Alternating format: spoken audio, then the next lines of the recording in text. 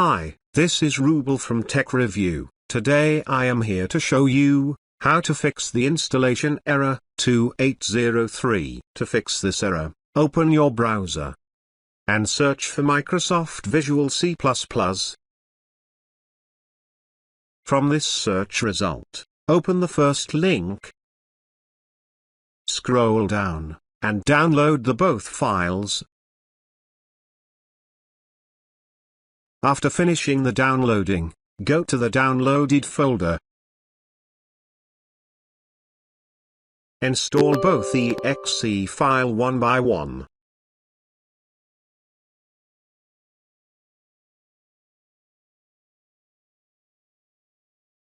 After installing the both files, restart the computer. After restarting the computer, hope your problem solved. Thanks for watching this video. Hope you like this. Please do subscribe to my channel. Also give a like please. Take care.